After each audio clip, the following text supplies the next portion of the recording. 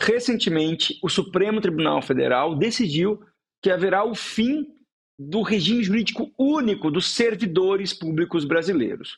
Como essa decisão impacta a situação jurídica dos servidores que já integram os quadros da administração pública? Como isso vai impactar nos novos servidores que serão admitidos? Nós vamos falar sobre isso no podcast Grifon dessa semana.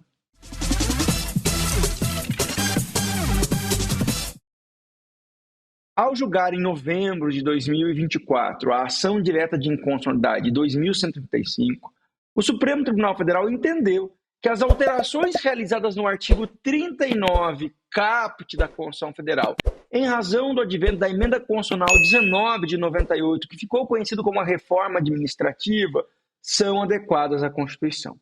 Isso não significa que haverá, como tem sido anunciado em meios de comunicação, o fim dos servidores estatutários, o fim da estabilidade no serviço público. Não. Continuará a haver servidores estatutários, esses servidores continuarão gozando de estabilidade.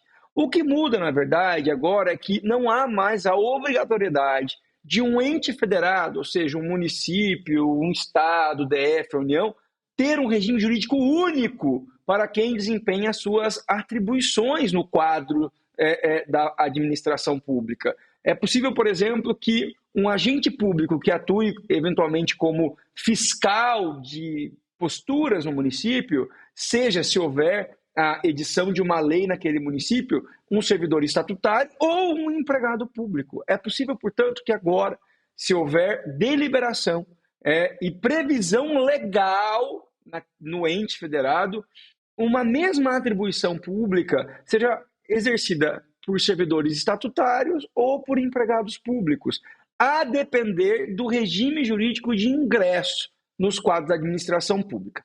Não haverá o fim de concursos públicos. Os concursos públicos continuam sendo exigência constitucional, que consta no artigo 37, inciso 2º da Constituição Federal, para ingressar nos quadros da administração pública. Esse alardeado cenário de que haverá o fim da estabilidade não é verdadeiro. O que acontece é que não há mais a exigência, tal qual havia enquanto se tinha a redação originária do artigo 39, caput da CF, que quem desempenha as atribuições junto a um ente federado deveria ser obrigatoriamente servidor estatutário.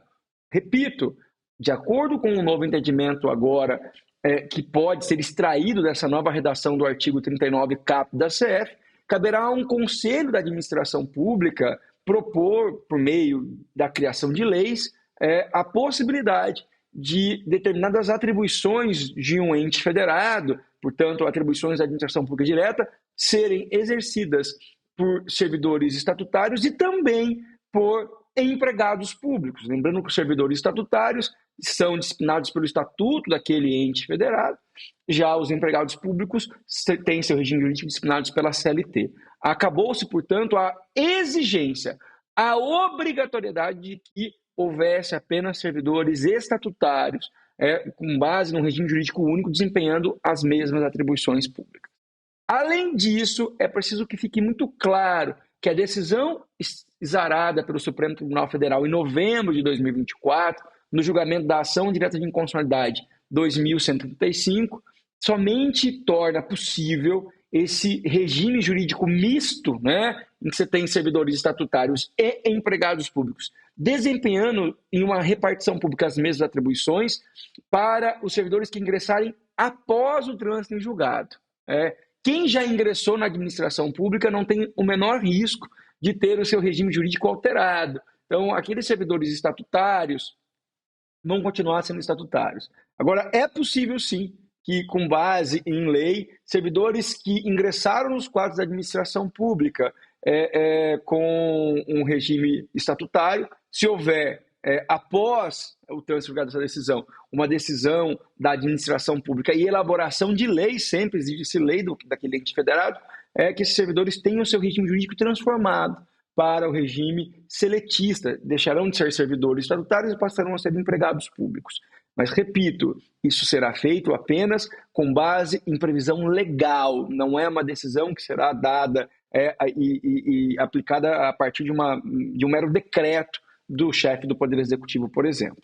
Logo, podemos concluir que o novo regime jurídico aplicado para os agentes públicos permite que em um mesmo ente federado, desempenhando as mesmas atribuições, tenhamos servidores de carreira, portanto vinculados ao regime estatutário, e empregados públicos que estão atrelados ao regime seletista. Há apenas o fim da exigência de aplicar o mesmo regime jurídico, esse é o chamado regime jurídico único, para os agentes públicos que desempenham atribuições no âmbito da administração direta, autárquica e fundacional.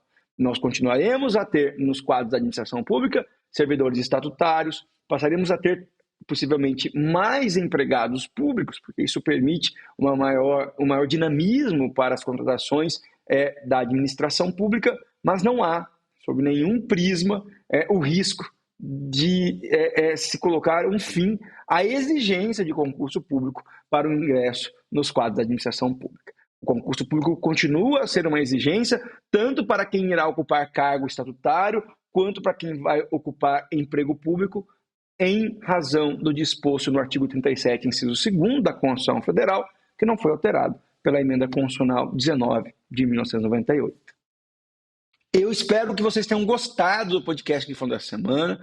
Sem dúvida, esse é o tema que, no ano de 2024, mais impacta a administração pública brasileira, porque é um tema que tem ligação direta com o regime jurídico a ser aplicado aos agentes públicos e permite, a partir do trânsito em julgado dessa decisão, a ação direta de inconstitucionalidade 2135, alterar a composição dos quadros de agentes públicos.